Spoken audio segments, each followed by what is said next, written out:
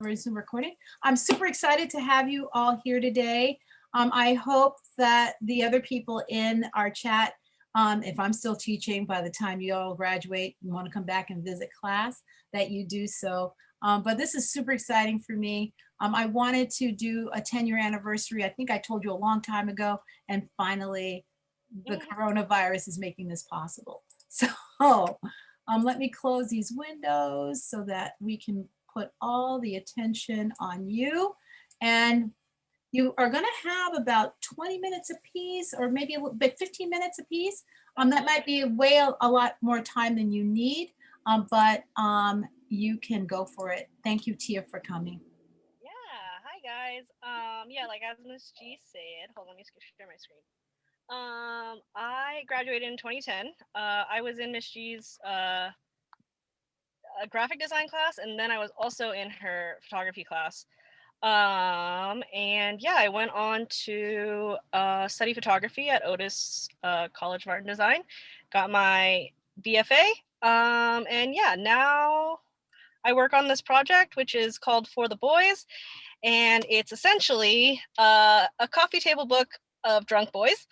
I started this my senior year of college for my capstone or thesis or whatever you want to call it, and it kind of just originated from this series of photos. I kind of started in skateboarding, and then it kind of turned into this thing of drunk dudes, and I guess it stems from a place of one of the things that I really love about photography is the fact that it captures memories, and for the longest time that's kind of all I was doing with photography, and so kind of just channeled it into, I guess, an art form. And this is essentially the artist statement for the book. It's an ongoing book series of good people and shitty beer. So one of the things that kind of drove me to do this is more of a real life thing, less so than an art thing, and it kind of turned into just my whole artist statement in general is that I actually am allergic to alcohol, so I don't drink, but I do like to hang out, and part of what I love doing is, like I said, capturing memories, and so that's my way of participating in nights out with the boys. That being said, I had a lot of trouble in art school with like explaining it and deeming it as uh there's a little bit of a divide when you go to art school between high art and low art, and for some reason quote unquote low art is usually, it has to have a purpose, or it has to have a huge message, and if it doesn't, it kind of doesn't get taken seriously. And so one of my biggest fights in art school was just to present something as exactly what it is and still value it as art. And so all I do is take crappy 35 millimeter pictures of drunk boys, and that's exactly what it is. There's nothing more to read into it, other than exactly what it is. And so I think there's a purposefulness to it that I really like, and it goes back to the tangibility of art and the accessibility of it. I mean, I'm sure you guys heard it a million times, anything can be art, and that's incredibly true as long as you are passionate about it. So basically, these are all my photos. I shoot on various point and shoots that I've either inherited or found, or all the things. I don't really take stock in uh, the quality of a camera. I think it's more important about the picture. And I think that when you get too caught up in your materials, your vision can get lost in a lot of ways. Um, so I still like to create good images, even if it's on not necessarily the greatest quality equipment. And that kind of lends itself back to the accessibility of art, and I think that art should be accessible to everybody. Um, so yeah, these are a few different places and things and boys. This is one of my favorites. This is called The Boys Pee in the Desert. And uh, in a lot of ways, I think presenting art like this is a little bit difficult. So in 2018, me and my friend Caroline, who also graduated in 2010 with me, and she was like more in the AP art in the painting sense. We put on an art show, it like a build your own gallery kind of situation, called Butts and Brews, and mine was Drunk Boys on 35 millimeter, and hers was a project called Bumble Butts, which was uh, basically she took pictures from dating apps of guys as their profile with their profile picture of like just their butts, like out in nature or like whatever it is, and she made them into oil paintings, and we like combined it together for a show.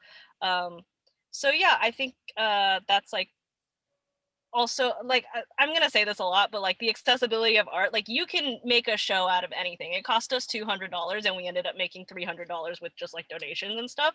So we actually made a profit on the show, and it didn't cost us anything eventually to throw. So you find ways to do things. But yeah, so basically these pictures I printed. Oops, where am I going? I printed and then framed with torn up beer cans, um, and yeah, hung them on a wall. So making it like, you know, like real outside of just like a coffee table book. Um, so yeah, I guess I can keep showing you more things. I'm not sure really what else to say. Do you guys have, can I ask for questions? How do I do that? Just, is this the end of your presentation here? These are the end of the photos, but like I can talk more about anything. I Cool. just, I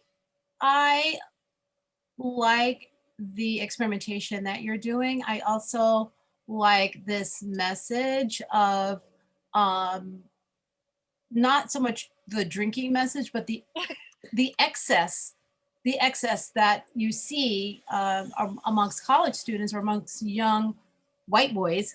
And mm-hmm. there's this message that you're showing that is maybe not complimentary, but also a reality. Sure. Yeah. And it's also like, I think it's also a thing about fun and living your like life. Like life isn't perfect and life isn't always uh like a crazy emotion that you have to remember or capture. Like I think you can also remember and make art about times that are like most of the time forgotten, but like are important to experiencing life in general. So that's kind of my general take on it, is that like I don't need to make a painting or I don't need to make like the Picasso thing about like this like crazy time in my life, and I think those art pieces are incredibly important, but I also think that making art about like the times that are generally forgotten is also important. Yeah, and I want to number 7. I want to ask you a little bit about number 7. You said you hung this with beer cans. Talk to me about. Yeah, so I basically mounted them onto like I should have put pictures of it in. Let me. No, I was like, I'm gonna go search for it. I mounted them onto like canvas, painted the back black, and then glued shredded beer cans to like on the outside of a frame. Oh wow. Yeah. Oh, that's Let me actually. I'm gonna stop share and then see if I can find it. because But Lord. yeah, so it's just kind of one of those things that I have always been really fond of. Uh, the tangibleness of photography. Like I think in a lot of ways, like with social media and iPhones and stuff like that, I don't want to talk I don't want to talk shit on iPhones. Like I think that is incredible that we have access to incredible cameras that you, and that's like my thing, like capturing things that you wouldn't be able to capture before. um but like I like the idea of like putting something in print, um and then you know, making it tangible in the real world.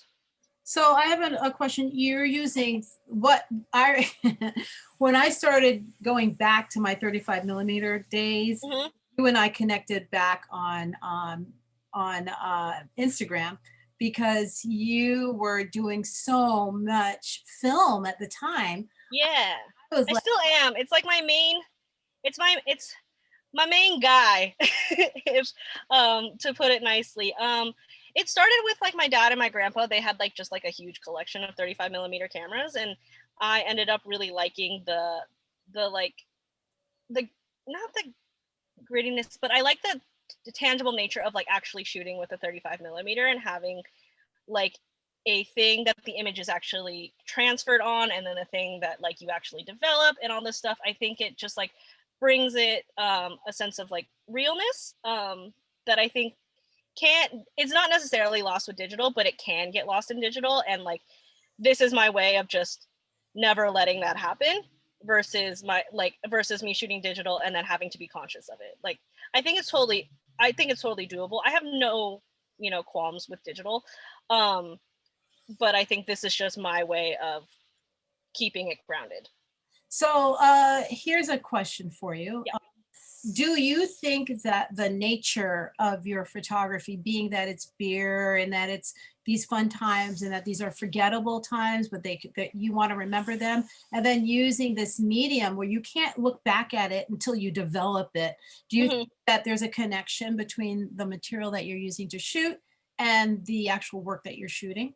Oh, 100%. I think that like there's like an aspect of, there's a little bit of an aspect of surprise. Like obviously you frame stuff in the camera and stuff, and but like how much do I remember on a 35 millimeter roll of film? Like very little. Like I remember who I shot and where I shot it, but like the actual image once it's shot, and from like a lot of the times too, like I'll hold film in a camera for weeks, if not months. And so like I like the element of surprise also. It like it kind of brings an importance to like the photos in a weird way. Got it. Yeah. Um, Excellent. Thank you so much. Wow. Yeah, no problem. Look at this. Look at this. This is, Yeah, so this is the show we put up. It was actually like in La Crescenta. It's now like a CBD shop, but it was like a makeshift gallery. oh, wow. Which gallery did you use? It was so on Ocean View. There's like a place. It's literally like a CBD shop. It's like in between the florist and the like law, like a tiny law firm, and it was just like a tiny shop, and that she rented out for event space. And so we were like, hell yeah, we'll do that. Oh, I might have to, well, let's get back to some kind of normal, but Yeah, seriously. that's awesome. But Wow. yeah, it cost us like $200. Wow. That's awesome. Wow. I know that we have about about maybe 40 photos sitting in my room right now. I'm in the bungalow now. And there's about that we printed out these for the show and we never got to put them up. So thank you so much, Tia. Are there any questions from the audience? Oh yeah, if you guys have any questions. They're a quiet brew. Yeah, I'm not offended if you don't. Good You job. get it. Good job. I'm excited to see where you always though, when you were, even when you were in my class, you were about the spontaneous photo. You were about the right now Yeah. photo. You were never about the setup photo. Your photo Yeah. about immediacy. I want to tell you my story right now. And Mhm. so it's nice to see that you've taken that concept and developed it into this series. Thank you so much. Yeah, thank you guys. Thanks for having me. Cool. All right. And your excellent boyfriend. Oh yeah. Fiance. Oh, that's right. He put a ring on it. That's right. He did. Congratulations to you. Congratulations. Thank you. I'm almost 30, so you know, at least it's not it makes sense. And then you get old, you guys. I know. And then you get old. Well, stick around. Let's see what Cienna is bringing us today. Cienna is now at the end of the spectrum as a newbie to the graduate world. Yeah, hi everyone. Sorry for my voice. I was in Miss G's AP photo class I'm now a freshman at CSUN. Unfortunately, I have not taken any photography classes yet. I tried to, but my advisor said not to. But I'm just gonna be going over like my presentation or my photos that I took in Miss Chi's class mostly. So I've never shared my screen before, so I don't know if I'm doing it right, but Perfectly. okay. So like I said, my name is Cienna De Leon. I'm just gonna be going over my process during Miss G's class and stuff. So it started off in Peru. This was the summer before I took AP photo, and I didn't really have like a theme or like anything. Like, no, I didn't think of my sustained investigation yet, and I was just kind of taking what I wanted to take. Wait, can you guys see this? Yeah, it's perfect. Okay. And so like, but I knew I liked taking pictures of people. I didn't really like landscape or anything. And I tried to take pictures of that, but it like, here are some pictures of just like not people, just like things and stuff. And there's some people there, but I kind of was able, while I went to Peru, even though Miss G did go with us, it was like a school trip kind of.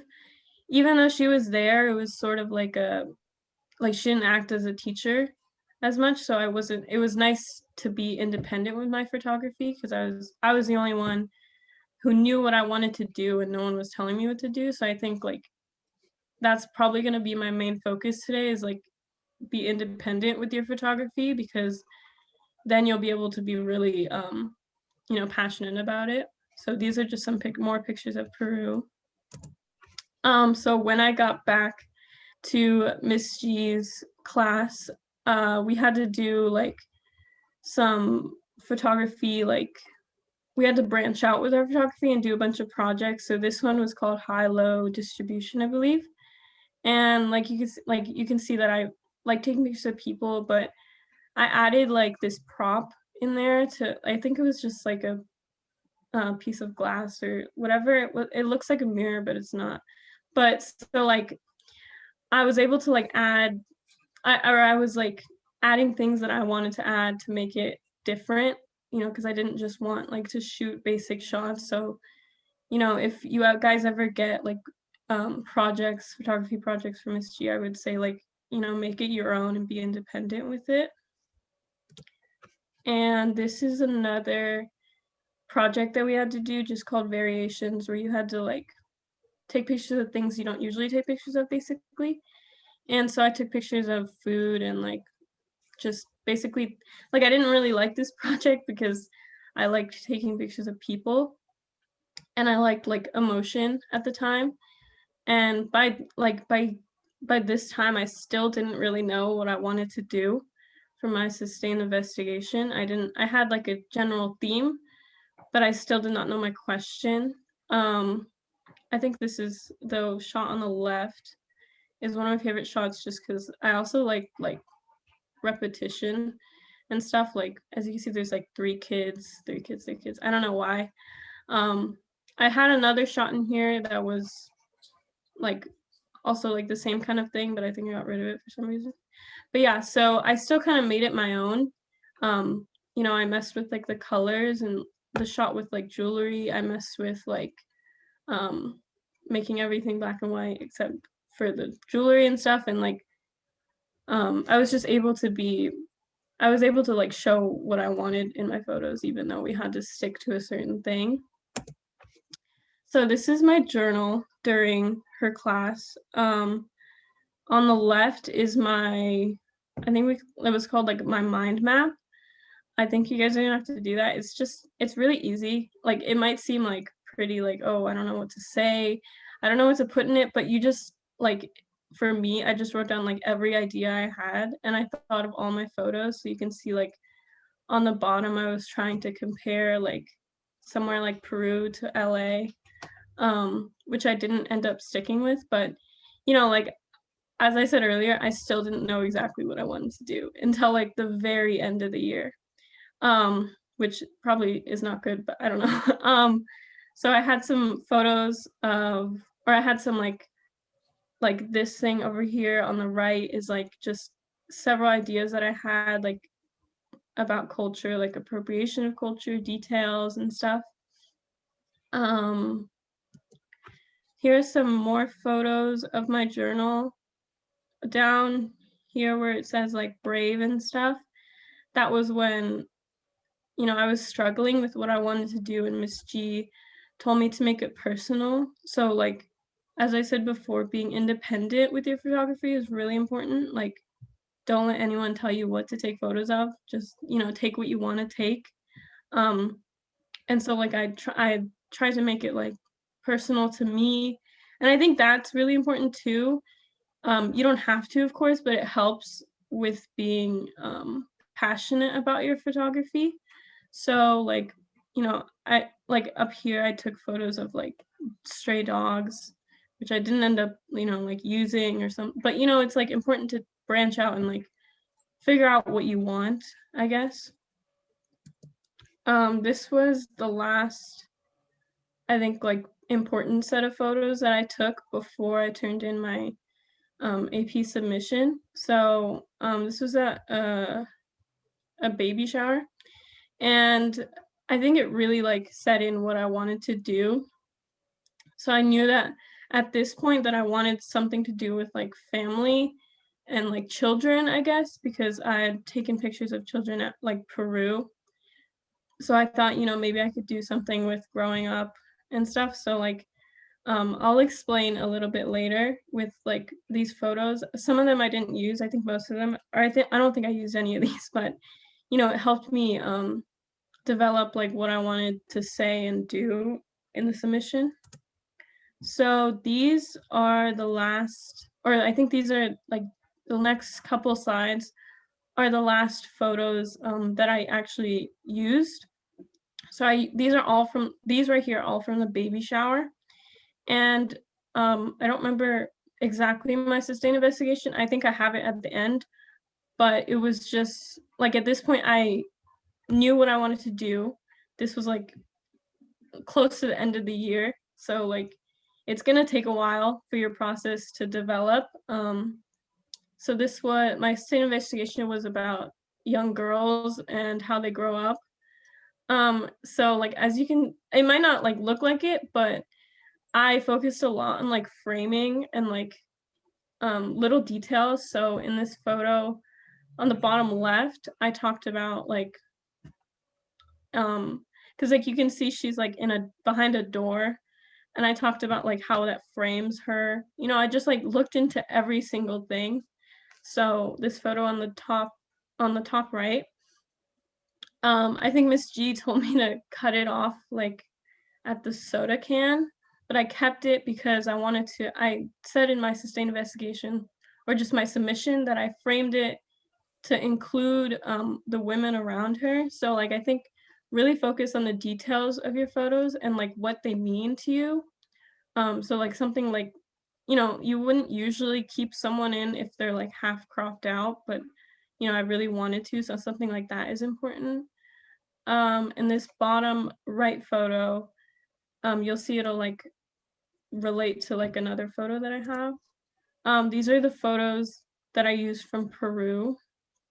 I kind of like at like the same thing. I looked into everything, and like I think for the photo on the left, it's not pictured, but this woman had a baby, so I included like that detail. So you know, like if I were to give you a piece of advice, just like, you know, try to get that in the photo if you can, like get every single detail that you want to. Unfortunately, I didn't, but if you can't, still talk about it or try to talk about it. These other photos I just talked about like growing up and having to provide. So like the bottom right one is like, you know, these girls have to walk around and take pictures and then ask for money in the streets. So, you know, I talked about that and how that affects them. And then these last two photos were in quarantine. It was like beginning of quarantine.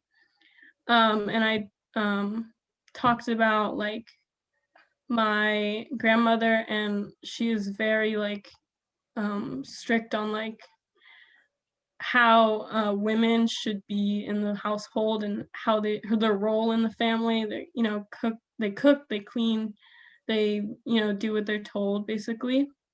That's because, like, she grew up in a time where that was true. Now, not so much, but I talked about how that affected her growing up, and how now we're supposed to be caregivers for her, but it's sometimes like the other way around. Um, and I think like this photo on the left, like I didn't really like it at first just because of lighting, but I kind of talked about like darkness in her life. So, like look into every photo and like think about like every little detail basically.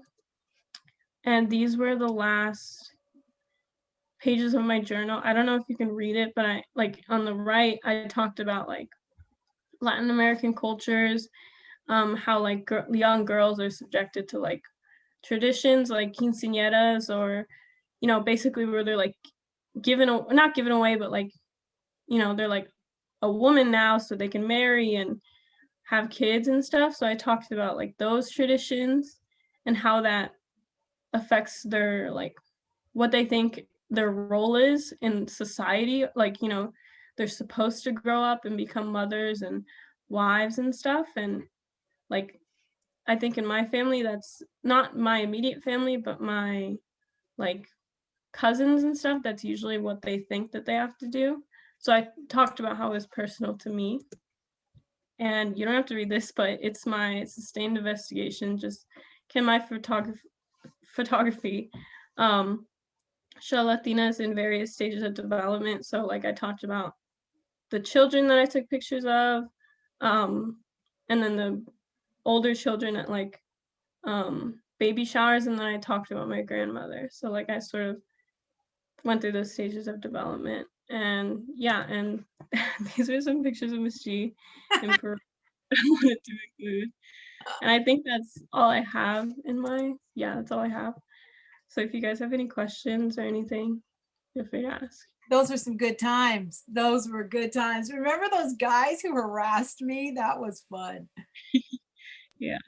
When did you guys go to Peru? Oh my, It was summer before, it was 2019, right? yeah.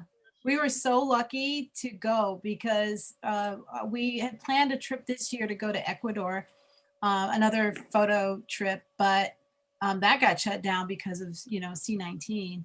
Yeah, I was in Peru. I flew back March 8th this year. That's right. We're in Peru right before it hit, right? Yep. Yeah.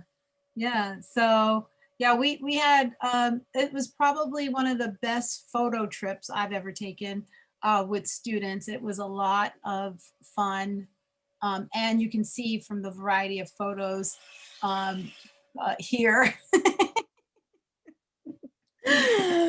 Sienna, I'm thinking about when we had dinner.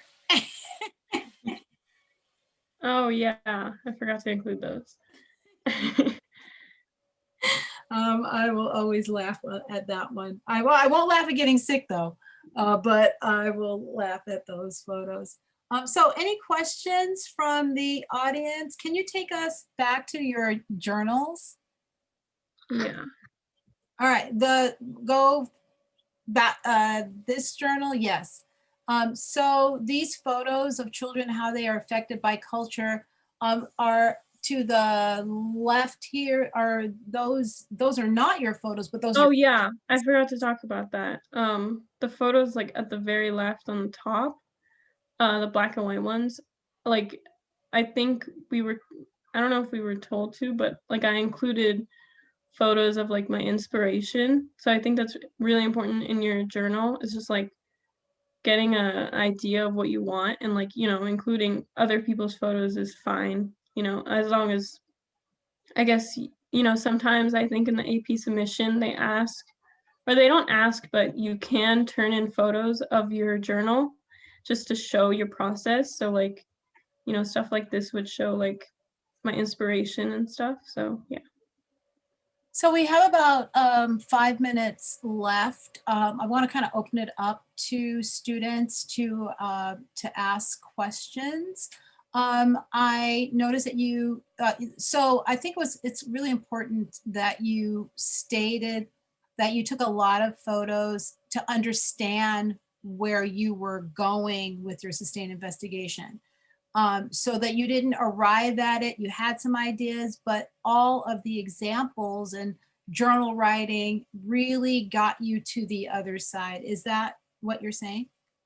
Yeah, like I still didn't know what I wanted to do by the time I took like these pictures.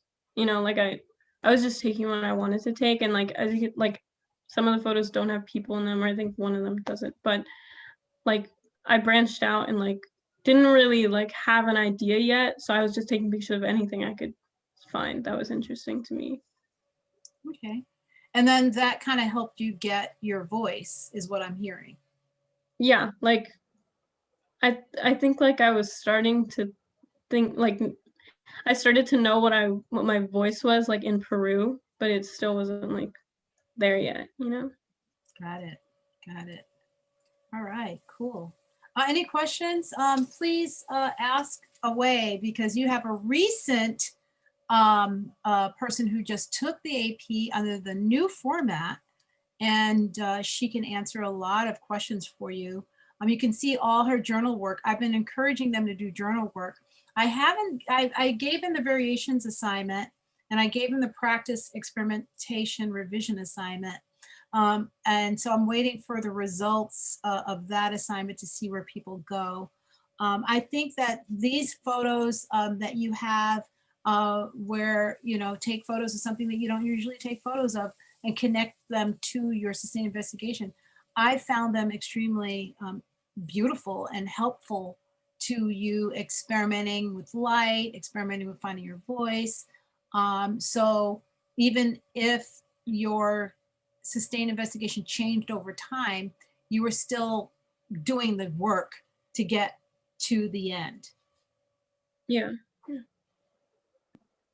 Well done. Dude, this is freaking rad. I'm super jealous. Well, like, oh, so like in college for art school or whatever, they kind of make you do the same thing where they make you branch out of your comfort zone, except they make you do it in different genres of art.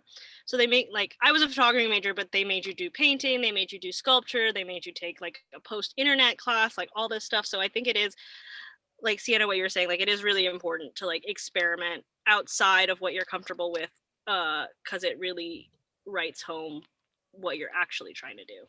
Yeah. Yeah, it's gonna be hard because you know you're not gonna like it. Like I think in one of these photos I took pictures of food and I did not like it at all. But like, you know, it helped me figure out what I actually liked. Oh, for sure, yeah. I took a sculpture new genre class and I've never been more unhappy. So I get what you're saying. So I took a 3D class, the only class I ever got a B in because I just hated getting my hands dirty. And the teacher would say, but you smell like chemicals when you come to class. I know you've been in the dark room. I'm like, yeah, but that's different.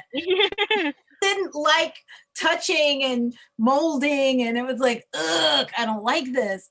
So I totally get what you're saying. Can you forward to your experimental page? You had an experimental page. Yeah. I think this was it, right? Variations or no? Variations. So I didn't get a lot of these kinds of variations in the photos that students gave me this time around. And I kind of want you kind of to see these are connected because they're connected to your cultural, your voice is, your cultural identity, even though it is not directly about that. And I think that these subtleties to understanding where the work is going is part of the work. And it may not be the work that you submit, but it's part of the work that you do to get where you're going. So I think that this is really beautifully thought out, and I think that that's kind of an important thing. Go forward to the next one. Next one. Next. You're going backward. Go forward. 1, 2, 3, 4. I don't know where you want me to go. There's a journal photo that you cut. This one. All right, so this was part of that experimentation, revision, and synthesis practice, where on the side you physically took out, I remember you sitting there, because every time you left, I had to clean up. Take those photos and cut them up and paste them on and start to really think about how this was coming together. So this is the kind of stuff that we're kind of looking for. Again, they may not exactly what goes in your portfolio, but they will help you get there. And so I really, really appreciate you all coming today and exploring this beautiful work with two of my favorite students. And I don't say that to everybody, but I really, really appreciate that you've helped expand, hopefully expand the idea of finding your voice and experimenting with work and doing what you want to do and finding that through line to get there. Yeah, 100%. Make what you want and don't apologize for it. Just stand by your stuff. Right. Yeah. Thank you so much. Good job. Let's give them a round of applause, peeps. Good job. I know, I want to come back. I mean, school's not real in person, so I can't come and visit. But when it's back, I'll come visit. I'm only in Silver Lake, so not very far. Oh, my son lives in Silver Lake. Mishy, how many times have you told me about your son? Like literally every time we've talked.